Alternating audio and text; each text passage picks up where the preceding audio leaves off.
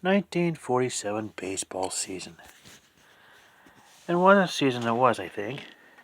Well, it was if you're both either the Brooklyn Dodgers or the New York Yankees. So, we start with January 18th. Pittsburgh Pirates acquires Hank Greenberg from Detroit. Ends up getting paired off with Ralph Kiner. Kiner ends up hitting 51 home runs that season. And Greenberg with 25 in his final season ever. Yeah, he retired afterwards. April 15th. Yes, this was the day Jackie Robinson broke the color barrier and debuted for the Brooklyn Dodgers. He also ended up being the first black player to play in the World Series, but we'll get to that. And yes, it was a big deal, by the way. And first game, did quite a number of first home game for Brooklyn with Jackie Robinson. I think, from what I remember hearing, about half the fans were black, which was neat. And Brooklyn, I think, won 5-2 over Boston. And Robinson went 0-3 or 0-4. He sure got a lot of attention, which was good which was good then, and it was good now.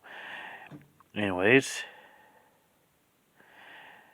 April 27th is Babe Ruth Day at Yankee Stadium. Despite having throat cancer, he still spoke to the crowd. There was a good crowd on hand too. May 13th, 27,164 people attend Reds game versus Brooklyn. First visit to Cincinnati for the Brooklyn Dodgers with Jackie Robinson, and there was an estimated 9,000 people that were black. July 6th at the All-Star Game at Wrigley Field, American League 2, National League 1. St. Louis Browns is the first American League team to field two black players at the same time. Okay, that's Frank Thompson and Willard Brown, both play both games out of the doubleheader. And I mentioned and I also put down first World Series to be televised in New York City, Philadelphia, Schenectady, New York. Never heard of it before until now. And Washington D.C. all televised. All had the World Series games televised in their regions, and there were 6 umpires used for the first time. The 4 home plate umpire, all 3 bases plus down the left and right field line. And we'll get to that World Series in a minute. And season stats.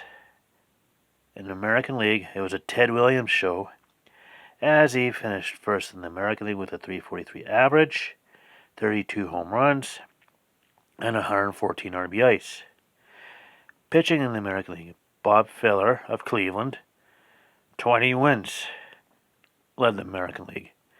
Joe Haynes of the White Sox, a .242 ERA, led the American League. And Bob Feller of Cleveland led the American League and the majors with 196 strikeouts. National League batting, Harry Walker of Philadelphia, .363 average, led the majors. I mentioned Ralph Kiner of Pittsburgh had 51 home runs. So did Johnny Mize of the Giants. Both led the majors. Johnny Mize of the Giants also had 138 RBIs, led the majors. Pitching, Ewell Blackwell, Ewell. Ewell, I might be pronouncing it wrong, but anyway. Ewell Blackwell of Cincinnati led the majors with 22 wins and led the National League with 193 strikeouts. Warren Spahn, good old Spawny, one of the greatest left-handed pitcher for Boston Braves, led the majors with a 2.33 ERA. Yeah, I think he ended up with over 300 wins in his career. I think he was close to 400. Anyways, in standings, American League, New York Yankees finished first in the American League with a 97 and 57 record. Detroit finished second with an 85 and 69 record, 12 games back. Boston Red Sox go 83 and 71, 14 back. Cleveland goes 80 and 74, 17 back. Philadelphia Athletics goes 78 and 76, 19 back. Chicago White Sox goes 70 and 84, 27 back. Washington goes 64 and 90, 33 back. And St. Louis Browns go 59 and 95, 38 back. National League. Brooklyn finishes first with a 94 and 60 record. St. Louis Cardinals go 89 and 65, 5 back. Boston Braves go 86 and 68, 8 back. A rare good season for them. New York Giants, 81 and 73, 13 back. Cincinnati goes 73 and 81, 21 back. Cubs go 69 and 85, 25 back. Pittsburgh and Philadelphia each go 62 and 92, 32 back. And a World Series between the Brooklyn Dodgers and the New York Yankees. Yankees' home games were at Yankee Stadium, and Brooklyn's home games were at Ebbets Field. And we start Game 1 on September 30th in New York. Yankees win 5-3. Game 2 on October 1st in New York. Yankees go up, win 10-3, and they are up 2-0. Game 3 on October 2nd in Brooklyn. Dodgers 9, Yankees 8. Now we got 2-1 series. Game 4 on October 3rd. Dodgers beat the Yankees 3-2. Now the series is tied. Game 5 on October 4th.